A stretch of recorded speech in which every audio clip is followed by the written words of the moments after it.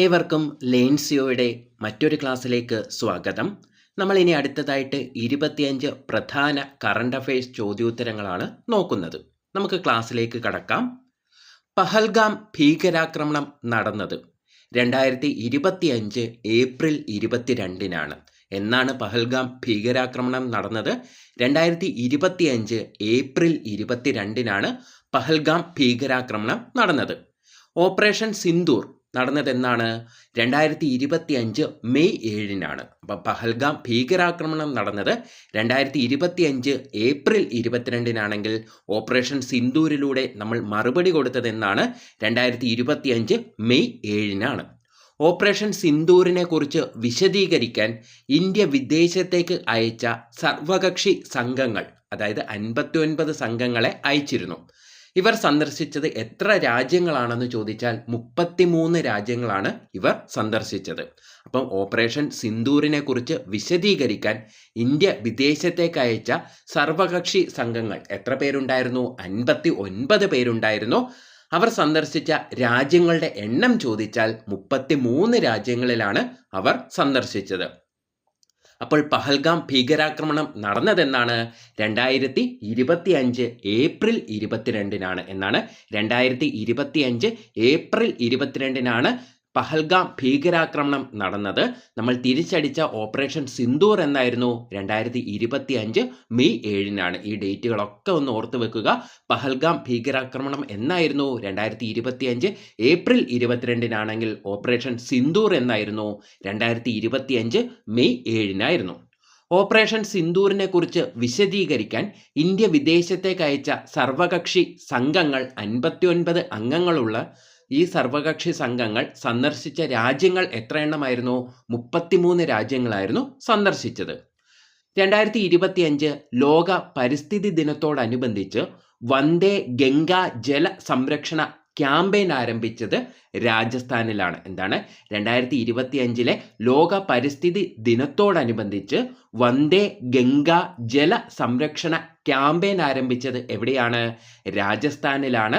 സംസ്ഥാനത്തെ എല്ലാ തരത്തിലുള്ള ജലസംഭരണികളെയും സംരക്ഷിക്കുന്നതിനുള്ള ക്യാമ്പയിനായിരുന്നു ഇത്. എവിടെയാണ് കൊണ്ടുവന്നത്? രാജസ്ഥാനിലാണ്. അതിൻ്റെ കൂടെ തന്നെ നമുക്ക് പഠിക്കാം, രാജസ്ഥാൻ മുഖ്യമന്ത്രി ആരാണ്? ഭജൻലാൽ ശർമ്മയാണ്. ആരാണ്? ഭജൻലാൽ ശർമ്മയാണ് രാജസ്ഥാൻ മുഖ്യമന്ത്രി.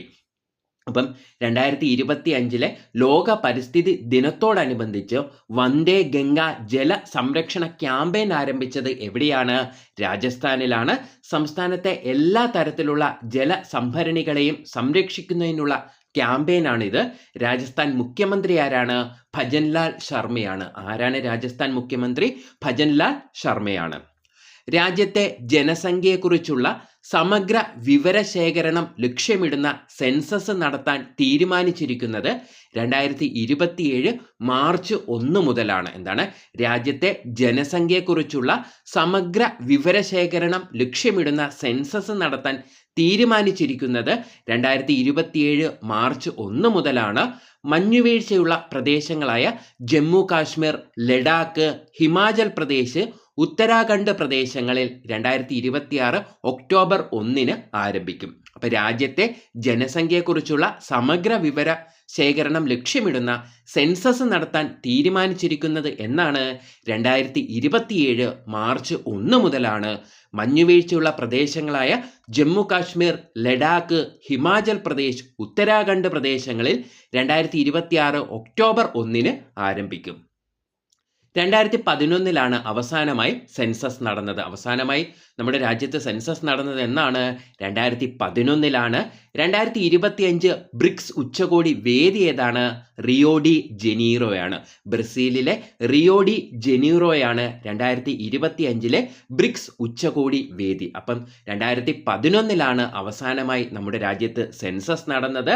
2025 ബ്രിക്സ് ഉച്ചകോടി വേദി ചോദിച്ചാൽ റിയോ ഡി ജനീറോയാണ്. റിയോ ഡി ജനീറോ എവിടെയാണ്? ബ്രസീലിലാണ്. അപ്പം ബ്രസീലിലെ റിയോ ഡി ജനീറോയാണ് 2025 ബ്രിക്സ് ഉച്ചകോടിയുടെ വേദി. 2026 നടക്കാനിരിക്കുന്ന 12ാമത് ബ്രിക്സ് പാർലമെന്ററി ഫോറം അധ്യക്ഷ സ്ഥാനം ആർക്കാണ്? നമ്മുടെ ഇന്ത്യക്കാണ്. അപ്പം 2026 നടക്കാനിരിക്കുന്ന 12ാമത് ബ്രിക്സ് പാർലമെന്ററി ഫോറം അധ്യക്ഷ സ്ഥാനം ഇന്ത്യക്കാണ്. അപ്പം 2025 ബ്രിക്സ് ഉച്ചകോടി വേദി ഏതാണ്? റിയോ ഡി ജനീറോയാണ്, ബ്രസീലിലാണ്. ഇമ്പോർട്ടൻ്റ് ആണ്, ഓർത്തു വെക്കുക. 2025 ബ്രിക്സ് ഉച്ചകോടി വേദി എവിടെയാണ്? Rio de ജനീറോയാണ്. ഇതെവിടെയാണ്? ബ്രസീലിലാണ്. 2025 ജൂണിൽ മൊത്തം സംസ്ഥാന ആഭ്യന്തര ഉൽപാദനത്തിൽ ഒന്നാമതെത്തിയ സംസ്ഥാനമാണ് മഹാരാഷ്ട്ര. എന്താണ്? 2025 ജൂണിൽ മൊത്തം സംസ്ഥാന ആഭ്യന്തര ഉൽപാദനത്തിൽ ഒന്നാമതെത്തിയ സംസ്ഥാനം ഏതാണ്? മഹാരാഷ്ട്രയാണ്. തമിഴ്നാടും ഉത്തർപ്രദേശുമാണ് 2, 3 സ്ഥാനത്ത്. അപ്പോൾ ഒന്നാമതെത്തിയത് മഹാരാഷ്ട്ര, രണ്ടാമത് തമിഴ്നാട്, മൂന്നാമതേതാണ്? ഉത്തർപ്രദേശാണ്. നമ്മുടെ കേരളത്തിൻ്റെ സ്ഥാനം എത്രയാണ്? 11ാം സ്ഥാനമാണ് കേരളത്തിന്. അപ്പോൾ 2025 ജൂണിൽ മൊത്തം സംസ്ഥാന ആഭ്യന്തര ഉൽപാദനത്തിൽ ഒന്നാമതെത്തിയ സംസ്ഥാനം ചോദിച്ചാൽ ഏതാണ്? മഹാരാഷ്ട്രയാണ്. രണ്ടാമത് തമിഴ്നാടും മൂന്നാമത് ഉത്തർപ്രദേശുമാണ്. കേരളത്തിൻ്റെ സ്ഥാനം എത്രയാണ്? 11ാം സ്ഥാനമാണ്. അപ്പോൾ 2025 ജൂണിൽ മൊത്തം സംസ്ഥാന ആഭ്യന്തര ഉൽപാദനത്തിൽ ഒന്നാമതെത്തിയ സംസ്ഥാനം ഏതാണ്? മഹാരാഷ്ട്രയാണ്. തമിഴ്നാട് 2ാം സ്ഥാനത്തും ഉത്തർപ്രദേശ് എത്രാം സ്ഥാനത്താണ്? 3ാം സ്ഥാനത്തുമാണ് ഉള്ളത്. കേരളത്തിൻ്റെ സ്ഥാനം എത്രയാണ്? 11ാം സ്ഥാനമാണ്.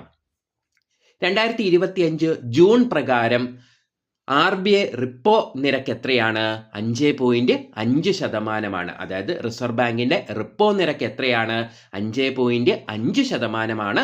6% നിന്നാണ് 5.5%ത്തിലേക്ക് മാറിയത്. ഇപ്പം 2025 ജൂൺ പ്രകാരം RBI അല്ലെങ്കിൽ റിസർവ് ബാങ്ക് ഓഫ് ഇന്ത്യയുടെ റിപ്പോ നിരക്ക് ചോദിച്ചാൽ 5.5%. 6% നിന്നാണ് 5.5%ത്തിലേക്ക് മാറിയത്. പുതിയ CRR എത്രയാണ്? 3%. 4%ത്തിൽ നിന്നാണ് 3%ത്തിലേക്ക് മാറിയത്. ഇപ്പം 2025 ജൂൺ പ്രകാരം RBIയുടെ റിപ്പോ നിരക്ക് എത്രയാണ്? ഇമ്പോർട്ടൻ്റ് ആണ്. RBIയുടെ റിപ്പോ നിരക്ക് എത്രയാണ്? 5.5%. 6%ത്തിൽ നിന്നാണ് 5.5%ത്തിലേക്ക് മാറിയത്. പുതുക്കിയ CRR എത്രയാണെന്ന് ചോദിച്ചു കഴിഞ്ഞാൽ 3%. 4%ത്തിൽ നിന്നാണ് 3%ത്തിലേക്ക് മാറിയത്. ഇപ്പം തുടർച്ചയായി ചോദിക്കുന്ന ഒരു ഭാഗമാണിത്. അതുകൊണ്ട് റിപ്പോ നിരക്ക് എത്രയാണ് ഇപ്പോഴത്തെ? 5.5%. CRR എത്രയാണ്? 3%. ഓർത്തു വെക്കുക. 2025 ജൂണിൽ ആരംഭിക്കുന്ന ലഹരി ഉപയോഗം, ആക്രമണ വാസന എന്നിവയുമായി ബന്ധപ്പെട്ട് ഹയർ സെക്കൻഡറി വിദ്യാർത്ഥികൾക്കുള്ള പദ്ധതിയാണ് കൂടെയുണ്ട് കരുത്തേകാൻ. അപ്പോൾ എന്താണ് കൂടെയുണ്ട് കരുത്തേകാൻ? 2025 ജൂണിൽ ആരംഭിക്കുന്ന ലഹരി ഉപയോഗം, ആക്രമണ വാസന എന്നിവയുമായി ബന്ധപ്പെട്ട് ഹയർ സെക്കൻഡറി വിദ്യാർത്ഥികൾക്കുള്ള പദ്ധതിയാണേത്? കൂടെയുണ്ട് കരുത്തേകാൻ. ഹയർ സെക്കൻഡറി 2ാം വർഷ വിദ്യാർത്ഥികൾക്കായാണ് ആരംഭിക്കുന്നത്. നടപ്പിലാക്കുന്നതാരാണ്? വിദ്യാഭ്യാസ വകുപ്പാണ്. അപ്പം കൂടെയുണ്ട് കരുത്തേകാൻ എന്ന പദ്ധതി എന്തുമായി ബന്ധപ്പെട്ടിരിക്കുന്നു? 2025 ജൂണിൽ ആരംഭിക്കുന്ന ലഹരി ഉപയോഗം, ആക്രമണ വാസന എന്നിവയുമായി ബന്ധപ്പെട്ട് ഹയർ സെക്കൻഡറി വിദ്യാർത്ഥികൾക്കുള്ള പദ്ധതിയാണേത്? കൂടെയുണ്ട് കരുത്തേകാൻ. ഇത് നടപ്പിലാക്കുന്നതാരാണ്? വിദ്യാഭ്യാസ വകുപ്പാണ്. 2025 UN സമുദ്ര സമ്മേളനം നടക്കുന്നത് നീസാണ്. നീസെന്നോ നൈസെന്നോ എങ്ങനെ വേണമെങ്കിലും പഠിക്കാം. അപ്പം 2025 UN സമുദ്ര സമ്മേളനം നടക്കുന്നത് നീസിലാണ്. ഏത് രാജ്യത്താണ്? ഫ്രാൻസിലാണ്. അപ്പം 2025 UN സമുദ്ര സമ്മേളനം നടക്കുന്നത് നീസെന്നോ നൈസെന്നോ എന്ത് വേണമെങ്കിലും പഠിക്കാം. ഏത് രാജ്യത്താണ് അത് നടക്കുന്നത്? ഫ്രാൻസിലാണ് നടക്കുന്നത്. സമ്മേളനം നടക്കുന്നത് 2025 ജൂൺ 9 മുതൽ ജൂൺ 13 വരെ ഫ്രാൻസിൻ്റെ ഒപ്പം ആരുമുണ്ട്? കോസ്റ്റോറിക്കയും ആതിഥേയ രാജ്യമാണ്.